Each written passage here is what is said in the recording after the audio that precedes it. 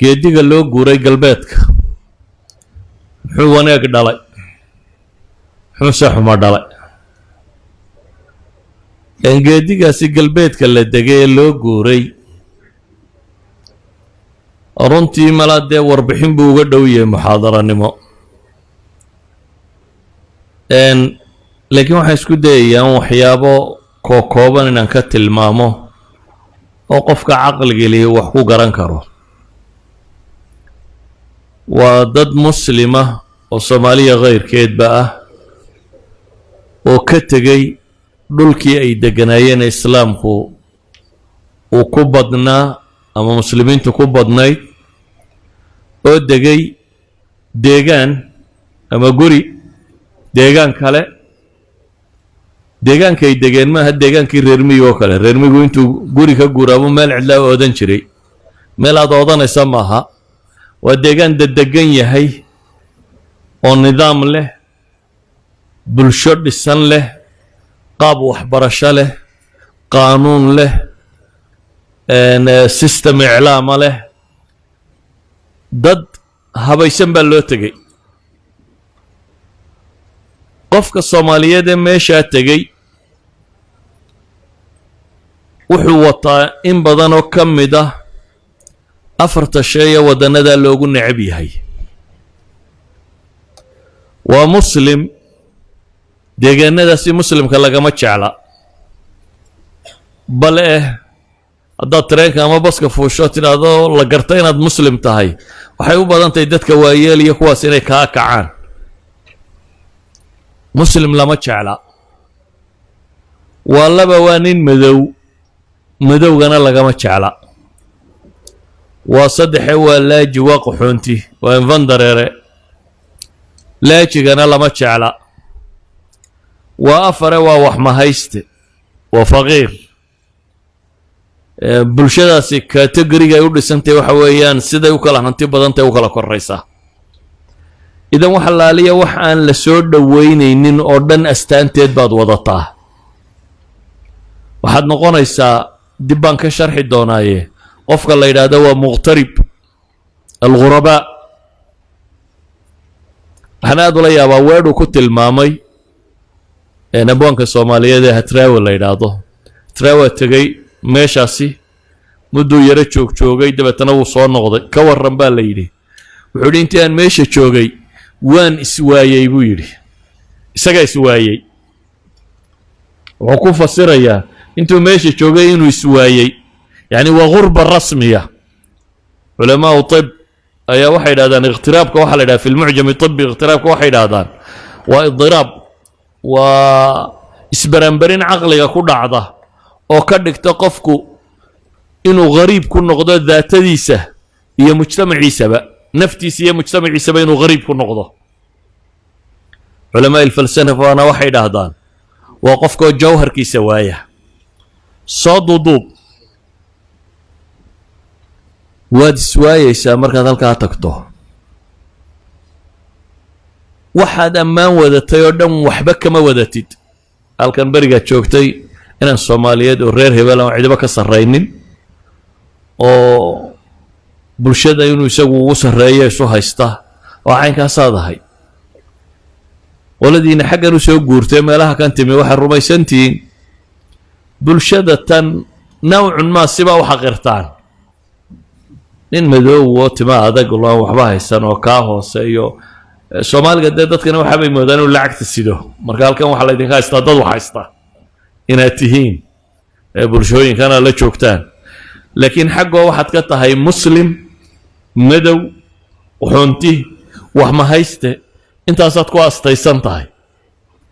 taasi waxay keenaysaa waxyaabo tiro badan leh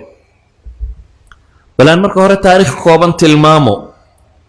aqliyaadka muslimka ay goormay galbeedka degeen waxay bilaabantay hijrada muslimiintu ay meeshaasi u hijroodaan intii ay Yurub dagaalada gashay kadib inta badan hijrada ugu badan ee waqtigaas ay tagtay dagaalkii koowaad dadka badh baa tegay se afwaajta ugu tirada badan leh kooxa ugu tirada badan leh waa wixii dagaalkii labaad ka dambeeyay dagaalkii labaad Yurub way duntay oo iyada isdumisay wadannadii way baaba'een kadib markay nabadoodu dhacday waxay u baahdeen inay wadamadoodii dib u dhisaan dabeetana waxaa loo baahday alyadi alcaamila dadkii shaqaalaha ahaa ee wadannada wax ka dhisi lahaa markaasaa waxay qaateen dad shaqaalo oo tiro badan leh dadkaa hore waxay u badnaayeen north africa muslimiinta degta waqooyiga africa morocco iyo algeria iyo tunisia iyo bacd masaari ka mid a aduu waqooyiga africa muslimka dega iyobay u badnaayeen turki dowla alcuthmaaniya markii ay jabtay wixii ka dambeeyey turki dadkaa hore ee tegey meesha waxay u badnaayeen dad aan aqoon badan lahayn mid diineed iyo mid maadiya toona muruqmaal dad shaqaalo ah oo guryaha iyo daaraha iyo tareennada iyo gawaadhida iyo waxaa la dhisayo ka shaqeeya bay u badnaayeen hijrada labaad ee muslimiintu ay meesha ku badatay waa tan dambe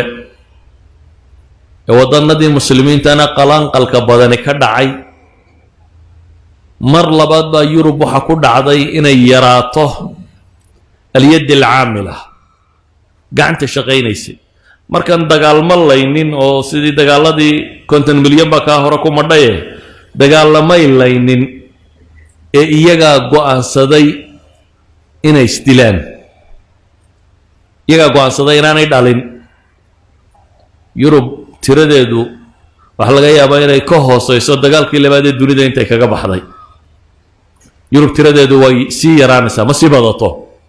halka dunida kale ay bataan iyagu ninka cadi wuu yaraadaa waayo